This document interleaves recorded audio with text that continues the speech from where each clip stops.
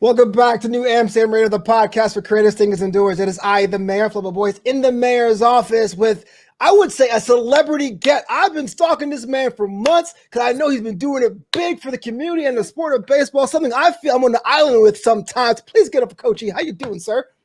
Man, I'm doing great, man. Flo, thank you so much for having me, man. That's really humbling. I'm a recent fan of yours after we connected and everything. So this platform that's on his Patreon listening, make sure you empty out your pockets a little bit more, man. Make this brother grow, man. The black Yeah. community is where it's at.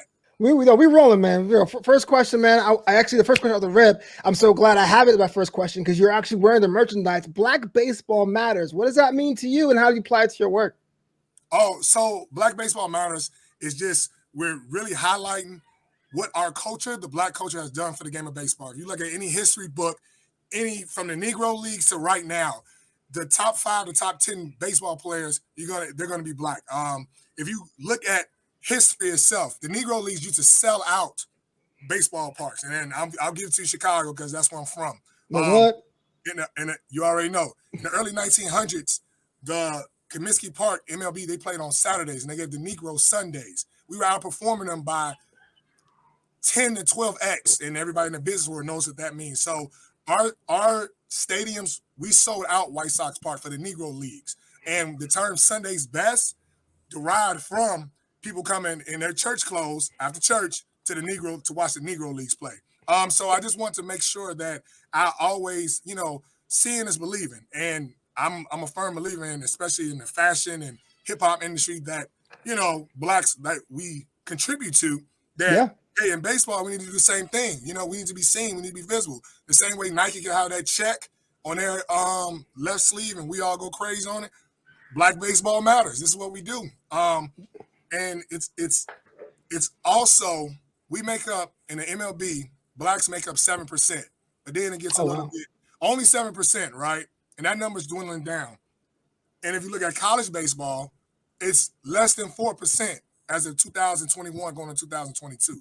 So we went from early 1900 when the Negro Leagues were established, selling out stadiums and producing great ball players, to 2021, 2022. All of a sudden, we're not playing this game. No, Yeah. Yeah. no, What? you know. So that just begs the question, there, Coachy. I mean, I've seen these videos because I feel like I'm on an island when I say I watch baseball, and I do it for the culture. People go, "What do you mean?" Because yo, look, the reason why they integrated wasn't because people had a change of heart.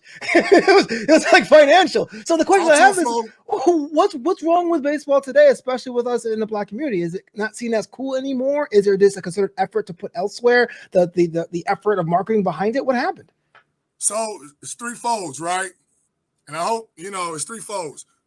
The population of basketball rising in the 80s, right? If you look at the 70s with those Cincinnati Reds teams and the Pittsburgh Pirates team, they had 5 starters that was black. Yeah. But with basketball growing globally, and I would call it the Magic Johnson and Michael Jordan effect, they didn't do anything wrong, but they made it very cool to play basketball.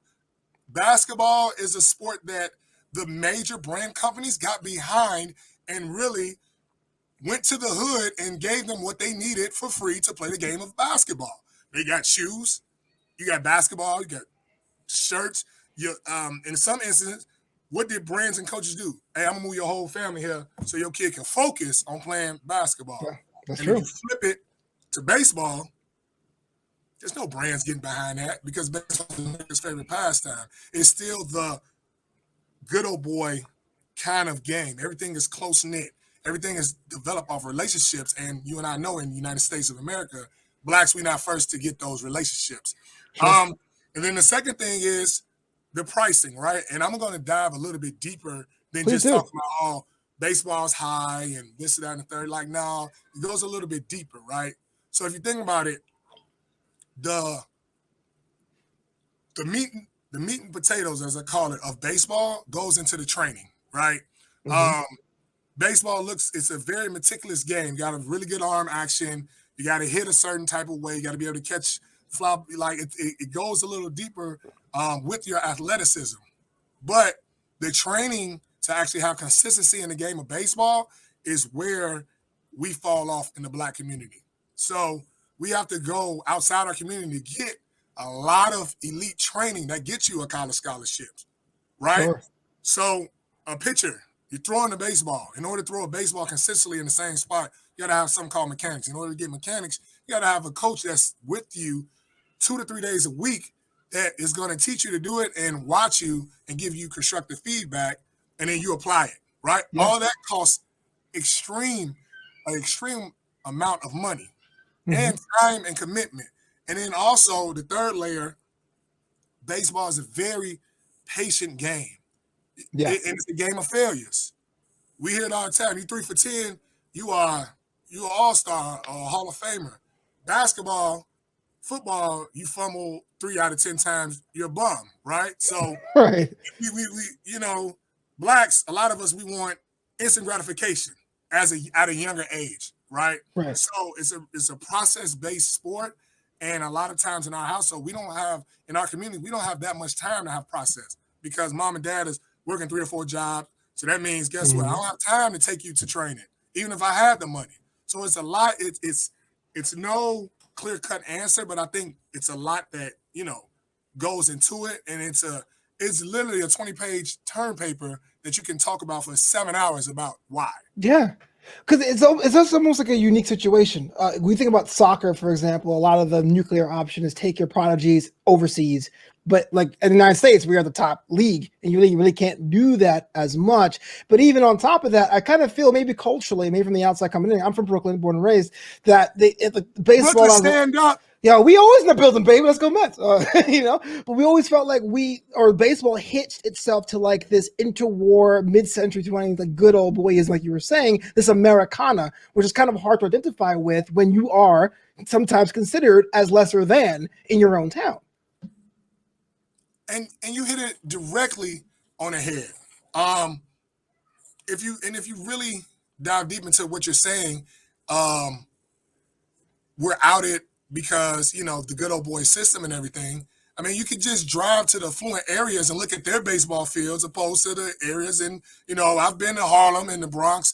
I walked through Brooklyn a couple times, but there is primetime real estate in our communities, and they don't fix the baseball fields. There's nobody there to drag the fields. They don't even give jobs to the custodial workers no more to do that. Yeah. And then that's a whole nother conversation for the park districts and after school programs, which we once had in the 80s and we were in the 70s and we were thriving and baseball was thriving. Yeah. So, and the economic, I forgot to mention when I was talking about the Negro League, I heard Mr. Kendricks, he's the president of the Negro League Museum. I had a great opportunity to talk with him back in October. Like, man, very humble guy. But he broke it down and said, if you look at the time span of when the Negro Leagues, they integrated, well, Jackie Robinson integrated MLB, and then the Negro Leagues slowly start disseminating. That's where economics got really effed up for the black community. Because you had Tulsa, of course, Black Wall Street, they bombed that. We know that. But if you look at it a couple of years, the 47, 45-ish, when we start integrating, that's after the recession is slowly getting back. The European immigrants, they're slowly starting to find their jobs again and everything. And then America really got unionized, right? That's when they really start locking in on unions for who? Wasn't for us. We had our unions within the Negro Leagues.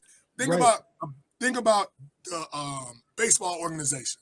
So you had let's say the Cuban ex-Giants, or let's say the New York Mets. You said the Mets, right? Yeah. In the Mets system, they're going to employ probably anywhere from 500 to 20,000 people. Sure. Contract workers, stadium workers, police officers, front office, ball players, agents, custodial workers. Just think about the ramification behind that. And then, okay, the Negro Leagues are done. This was for us, by us. And now we got to do what? Beg for a job for somebody else. So now he told me that, and it really humbled me. And I'm 34. I'm like, man, you really broke it down. I really started studying the time frame. I'm like, he not lying. After us Negroes 50-something and everything like that, Vietnam hit, right? Late 50s, 60s and all that. We got back, it got hard. We didn't have anything really for us. Yeah. It is interesting because then things are interconnected, right? Because in this mid '70s, that was the whole black exploitation movement, and it was kind of like this whole. But that's another issue all the time. Not to make this a Yeah, whole yeah, different. yeah, yeah. We're just breaking down everything at once, man. Real quick before I move on to what you're working on personally, even though there was two teams in New York, I was a Mets fan for two reasons. One, it was cheaper to go tickets because we were perennial underachievers, but there was more people like me. There was more Ray Ordonez's, and there was Butch Huskies and Bernard Gilkeys. But my favorite player of all time, because back then when I was a kid, there was split leagues, y'all, and AL never messed with NL unless it was the World Series. Was Frank Thomas. Frank Yes, Thomas sir. will come to the Bronx, smack around some Yankees, and leave. I'm like, yo, this dude's my guy, you know. And The I big kind hurt. of wish the big hurt, you know what I'm saying? He's out there doing ads for like pills and beer. I don't care, man. I'll buy whatever. But the question is this, man?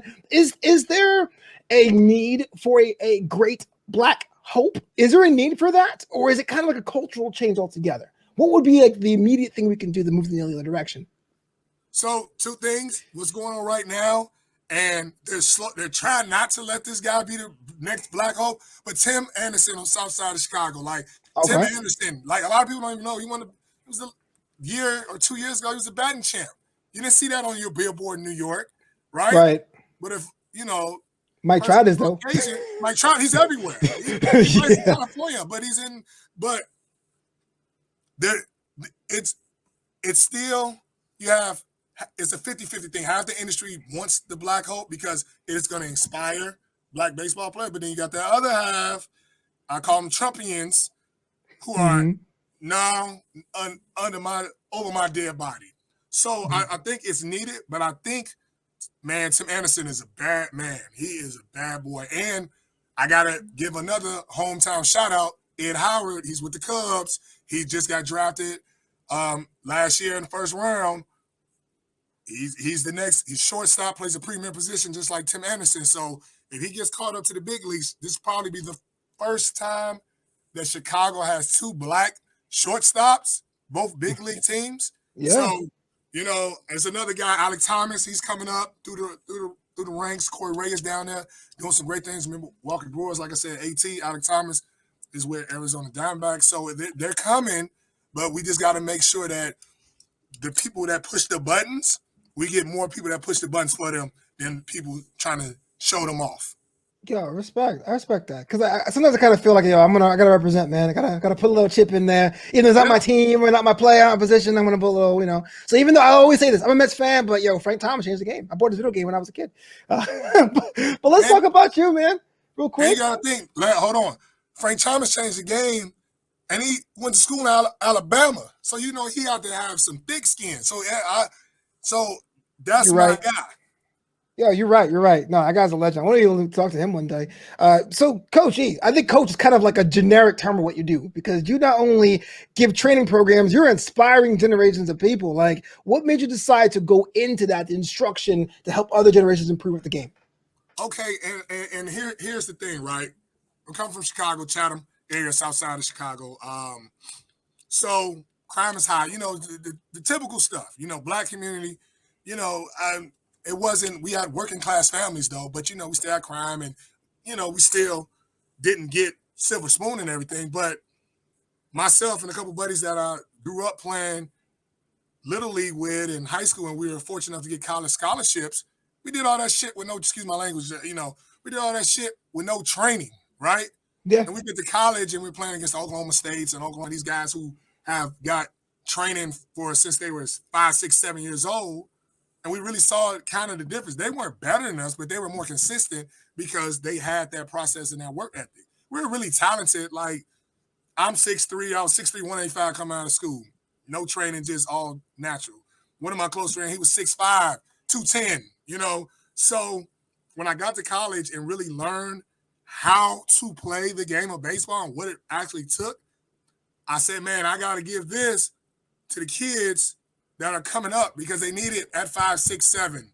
Like there's no getting around it. Ain't no, if you think your son gonna play baseball, them stories that you hear about, oh, he just picked up a baseball bat at 12. That's a lie.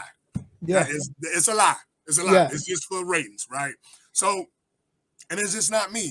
I have it's a unique situation to where all of us went to HBCUs it was about 12 of us, went to HBCUs, graduated, came back home, started really coaching. And over the last 12 years, we saw the talent get better. They got better than us, Yeah. right? They're going to the PWIs and playing. They're not sitting on the bench and just filling the quota. They're playing, contributing. They're going out there showing that, no, we can play this game. We get the right training. So that's where I'm really locked in. And then, I hope don't nobody take this the wrong way if people hear it. I'm tired of people just coming to the hood, giving up bats and gloves and leaving. I call it the helicopter. You come in, hold around, make people feel good and leave. No, the game of baseball, we need consistency. We need people that's going to be there day in and day out, just like the parent at the crib. You don't fuck about you buying me nothing. It's you there. Right. So Absolutely. that's kind of my drive. Like that's the drive. Yeah, I think there's a lot of parallels. I'm back to soccer too. Like there is that story, that person who started off playing soccer at like 7, and that's late. But usually, like wonder kids are playing by their 3, 4. They're dribbling even before they can handle other things. And I think there is a little bit of, at least here in Los Angeles. Now, Los Angeles, except for the Dodgers when they're in the playoffs, aren't really a sports town. I hate to say it, guys. I came here like, yo, sports? Nah. But they will say, because they come in the 3rd, leave the 7th, right? But what they say is it's so hard to make that must see. Everyone says baseball is boring, but I look at like soccer where it's about anticipation, which I love soccer, or football between plays is anticipation. I feel like there's a bit of a stigma there when it comes to like, breaking through the perception of, is this worth my time? Should my kid play this? Is what I'm getting at. If I have a kid right now, is it even worth it to even invest in a sport that people may see as not being as influential? Mm-hmm. Yeah.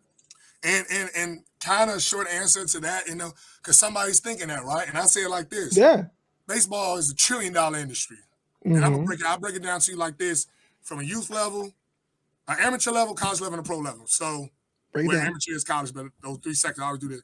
Amateur level, here's what's going on. You can play baseball and you can be a tournament director, right? Tournament director brings in, their job is to bring in teams to play at a facility to, showcase the kids and let kids play, right? Yeah. So a tournament director can make anywhere from $35,000 a year. So I know some tournament directors making well over $200,000 a year. Guess what? Organizing tournaments. Average cost for a tournament at the youth level is anywhere between $300 to $500. You do that times 30 teams in the tournament. After, and what the tournament director is, he has a working relationship for sales with the hotel chains and the restaurant. Hotel chains say, hey, you bring this many people, book this many rooms, we'll give you a percentage of the stuff. It's business, right? Let's go to college. Your kid plays baseball, plays high school, gets to college, get a full ride being SID, Sports Information Director, right? Taking stats. Because you just need baseball guys around that knows baseball, right?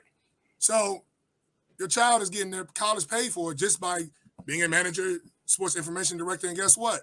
He graduates and get a job doing that. Right. Pros.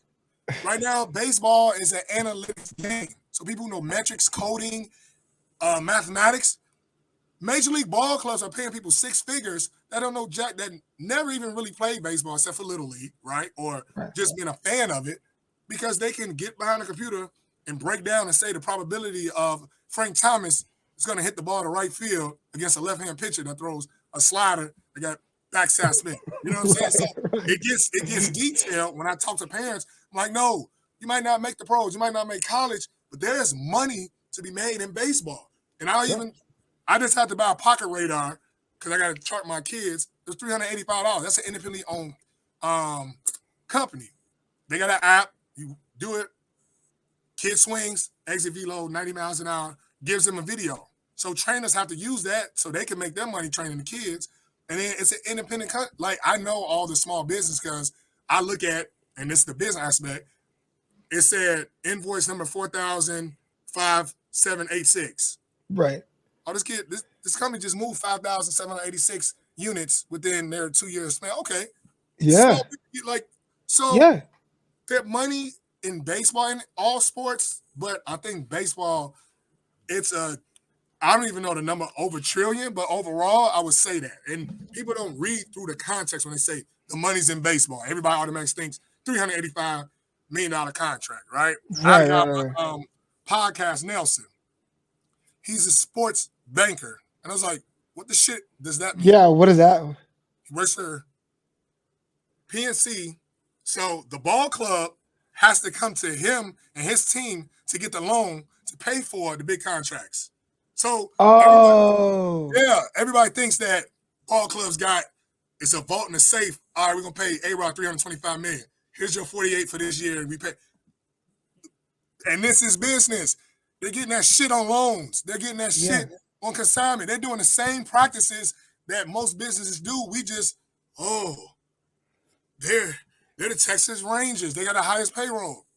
They're getting loans from the banks, guys. And it's somebody that has to pay to approve that. That is just opening my mind. Jobs in baseball. If somebody that's listening can think I'm lying, you can check out my podcast on YouTube, Pittsburgh Now, and he breaks it all the way down.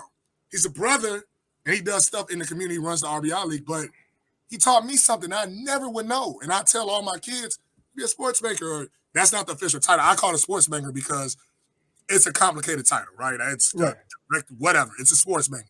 His job is when Major League clubs, when they want renovations for their stadium, they got to get a loan from his bank.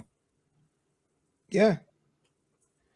That makes sense. Mitigates the club's risk and all that. That makes whole sense if you think about it. But yeah, I guess it is a business. It's a business. Us in the Black community, we really don't take the time to learn. And I hope nobody take this the wrong way. In baseball, I'm just talking baseball. I ain't talking, y'all crypto geniuses on here. People learn baseball and the history and can spit you facts. Satchel paid this, but when we talk about the business aspect of it, we lost. And the only reason why we lost because we not provided that information. That's one of my missions for my entrepreneur spirit is to provide that type of information. So let's get into this. My entrepreneurship journey was by accident. I had a corporate job. We talked about that a little bit before. I was let go on Thanksgiving Day 2017, and I went into becoming a wedding DJ in Southern California. That pretty much begat everything else.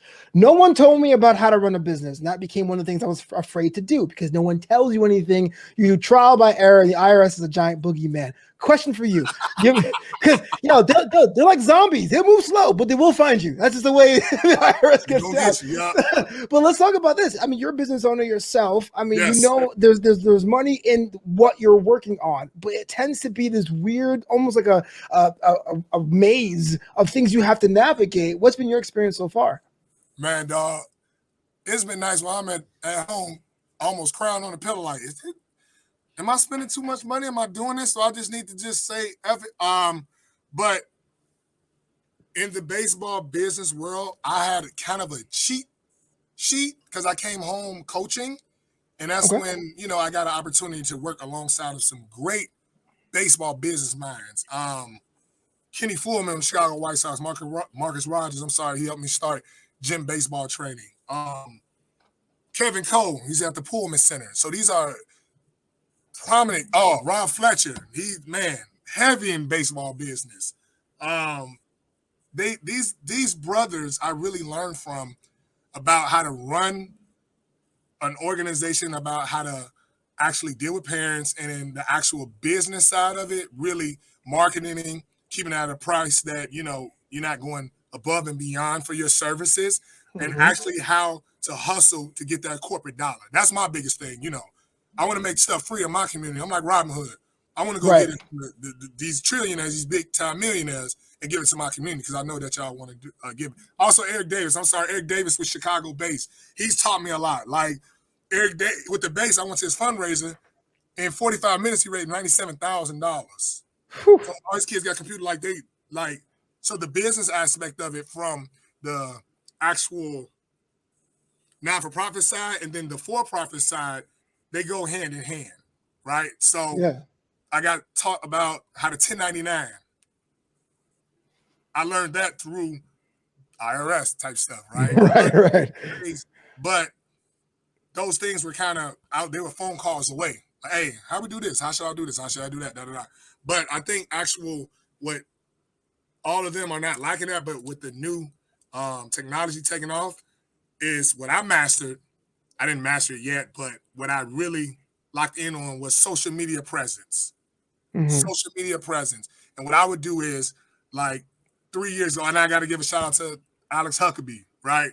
He is He played college baseball, shortstop, but he went to the business sales world. He's like, I'm not coaching. I'm not doing any of that. Not because I don't want to, but this is my passion. So he quit his job, and he gave me a lot of motivation, right?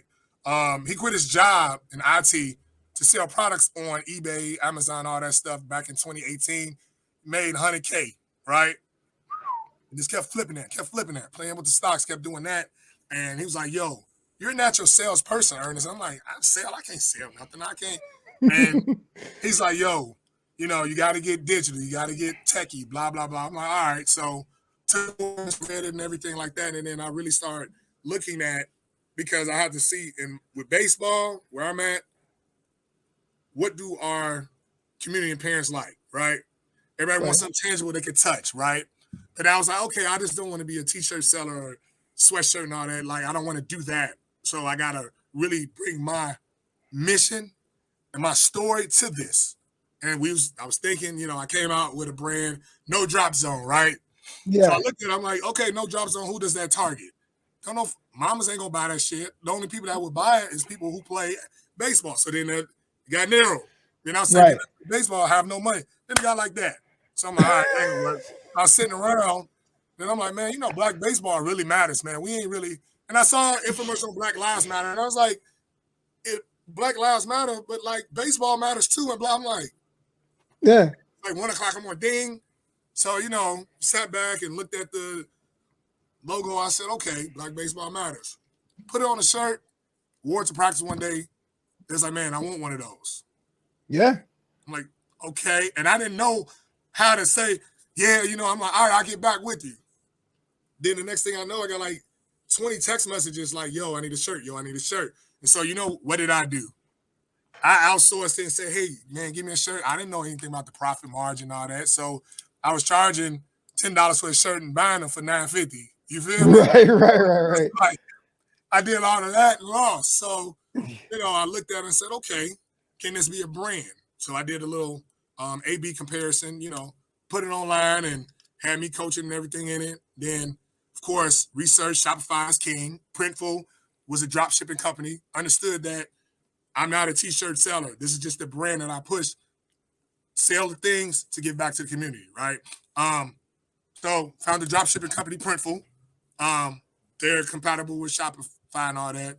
Create this, the logo, put it on there. Came out with different things.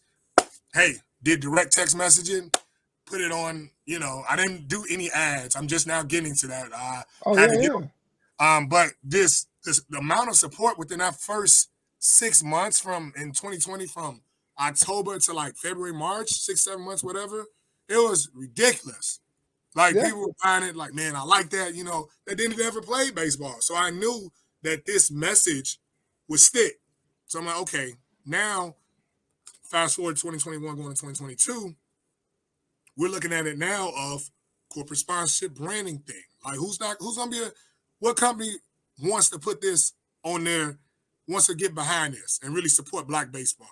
We hear a lot of chirping and we do this, we give this. Like, who wants to really be a message? And I'm a guy who's boisterous. I'm not gonna hold my tongue for anybody. And it's what I believe in. I believe in the black baseball. And we ain't doing we not doing I talk this and then when I get to the table, I sit up. Like, I was in a meeting with the top executives in Major League Baseball, you know, for privacy, I ain't gonna say their names, but absolutely. And they're black. They looked at the thing and said, give it to me right now. Oh, wow. Congrats. It's moving in a great direction, but I just have to make sure that in the business world, I never understood how important protecting the brand is. Because I was getting negative comments on Facebook and all that. And, you know, I had to really humble myself and not say anything back to protect that brand, you know, because it's not racist, right? Black Baseball Matter, it's not knocking any other race, but it's symbolizing and embracing our culture to this game. That's it. Yeah, absolutely. As far as back to just the business aspect of it, I think I had to set up, and I wrote all this stuff down, right? I had to write down, brand awareness came first, right? People don't care about unless it's a message. Brand awareness. Then I went to the actual production and timing, physical stuff that I had to go through because I have a 9-to-5. Is it feasible? And now I think I'm on the third and fourth kind of lane of marketing and sponsorship, and all those keep and consistency. So now we're going after the corporate sponsor now. So, Yeah. and if anybody's listening as a corporate sponsor, works for a big company, you guys want to get behind Black Baseball Matters and give to inner city youth, make sure that you go to coacheofguru.com, copy some merchandise. And if you want to sponsor and be a sponsor, official sponsor at one of our camps or one of our events, you can email me, coacheofg@gmail.com. We work out some packages, and we're giving up digital space on my Instagram, on our website, on our Facebook page, and also on my podcast. So that's really what we're pushing.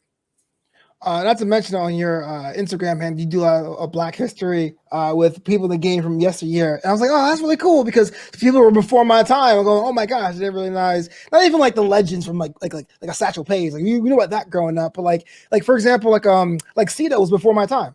But going back and being like, oh wow, I mean, this guy was influential. You know what I'm saying? Like he just won the GOATs. But we are. He's the first Black Toronto back to back. Drake making a whole song like it goes heavy. We are in this, like, man, Black baseball influences every single industry in this world. You really unlayer it and really say, dang, okay. Like, you know what I mean? People are making money off Jackie Robinson Day. And integrate, like, you know, they're still making money off Jackie Robinson. They're still making money. And that foundation is doing wonderful things. Shout out to Mrs. Robinson. But that foundation should be worth $1 trillion for as much as they made off him. Jackie Robinson Day, let's look at MLB. Jackie Robinson Day, everybody wears 42. They do this big thing. Do you know how much money they make in probably commercial ads for Jackie Robinson Day? People get behind it because they know all of us are watching on Jackie Robinson Day, April 15th. Yeah. I think it's April 15th, I hope. But all that money needs to go to the Robinson Foundation. But we're still getting what? We're getting pimped. Right. So when it comes down to you, with your day-to-day, we always ask, what can one person do? It's a huge machine, it's systemic for a reason. I know you're doing the coaching thing, but there got to be something else you got on your plan. What's stage 2, what's phase 2 look like, or phase 3 look like for Coach E? So here's what's happening now. So what we're doing now, we're getting mobile, we're getting on the road, right? So now, 2022, we raised enough funds to where I can get a couple plane tickets, I can get to these Black events. Well, let me take that back, not Black events, but amateur baseball events that are highly scouted and recruited. Like January, the ABCA is in Chicago. 7,500 baseball coaches will be there. 7,500 people will see Black Baseball Matters, right? February, Andre Dawson Classic. Shout out to Andre Dawson, but Andre Dawson Classic in New Orleans. I think it's February 18th. They bring in HBCUs. They play the tournament. It's on MLB Network. But then this year, they did it last year, but this year they're bringing the top 12U programs, 12 years old teams from around the inner cities of the United States. So they'll play a tournament as well. March and April and May, Alex out of Minority Baseball Prospect. Shout out to Alex. That's another brother. He's doing some major things. He's going more so on the digital. He's in the digital world, but he's really showcasing and highlighting them on the internet, right? So he has huge events for all minority prospects. So he has an event, an HBCU All-Star Game. We got HBCU. He just got the president, his HBCU World Series. He has to put that tournament on. And I was with this brother in Kansas City for a baseball conference, and we were just shooting ideas off of each other. So we got some big things coming down the pipeline. He does, and I do separately, but we collaborate on some things also. But to answer your question, this is the visibility. Like, we're getting out here. Mm-hmm. We're doing the No Limit and the Rough Riders. We're getting in the street. We're getting out there. We're getting out there. We're gonna move these units by hand because we ain't getting to we don't want no handouts getting to that table. We want to earn it at the table so our voice can be heard. We don't want nobody giving us saying, hey, well, we'll give you this $300,000 job, but we want you to do it all now. We're not doing none of that. We get into the table when somebody really hear us and hear the message and really listen and apply what's needed in our communities for the game of baseball for African Americans and brown and Latinos, Hispanics, all that. Then we'll sit down with you until you're ready to really make something happen and put that money where your mouth is at the major league level, at the corporate level. We ain't got nothing for you. We're going to keep moving it with our people first. Oh, absolutely. And now if anyone's listening to you now, how can they connect with you, your brand, and your movement? If they want to buy in, want to work with you on projects, how to go about doing that? Man, so the first thing is, man, make sure you check out. It's CoachEOFGuru.com. Once again, it's CoachEOFGuru.com. Check me out on YouTube. I'm giving you the order to do it. Check me out on YouTube. You can type in Ernest Horton. You can type in Coach E, OF Guru. Check me out on Facebook, Coach E, Outfield Guru. And on Instagram, Coach E, OF Guru. On Twitter, Coach E, OF Guru. So I want to make it simple for you guys. My email address is coacheofg@gmail.com. And also, if there's anything, we have some sponsorship packages. Like, we understand you small business owners. We have 11,000 followers on Instagram and counting. We're doing anywhere from between 5,000, 10,000 views in total on YouTube. The analytics on Instagram, we blowing out the waters with our reels. We just had a reel do 15,000. So people are really getting behind the Black Baseball Matters brand. So if you're looking for any, digital space market, we have some packages for that. We got packages as low as $150 for some campaigns, as high as $10,000 for all you ballers out there. So make sure, you want to do that and really give back. And we also did a scholarship. I forgot to mention this. This is the biggest thing. We did a book scholarship last year for Pine Bluff. We was able to raise enough money through the pandemic to do a book scholarship for the University of Arkansas at Pine Bluff. Baseball is a non-money generated sport for college. So everybody that's listening on the back end of this, colleges only get 11.7 scholarships for 35 to 40 people on their team. So most people that are on baseball scholarships is a little bit of nothing, or they got majority academic. So what we do is, and then it is even lower at HBCU. So what we did was we made our money. We took a portion of it, gave a book scholarship out to University of Arkansas Pine Bluff head coach Carlos James. So this year our goal is to give that to 5 HBCUs. So in order to give it to 5 HBCUs, we need some sponsors. We need you to buy this merch, or we need you to just cut the check, or you can do all 3. Well, if you're looking for a host with a heart of gold, man, get my number out there, man. I'll definitely help out if I can. Jeez. Come on, man. I need you. You can be the official MC when we have that Black Baseball Matters Gala. Okay. In the summertime shop, we'll get you here. I've been to Chicago one time and it was cold as hell, but I come back a second time for this. No. We gonna get you together, Flo. Seriously, we got some big things coming. Yeah, we gonna really do it up, man. Respect, man. Thanks for being on the show, man. You gotta get you back when it comes out next year. If anything is coming on, you let me know. Be back here, new Amsterdam Radio, the podcast for creatives. Got you, Flo. Thanks for having me, my brother. Keep doing what you're doing, man.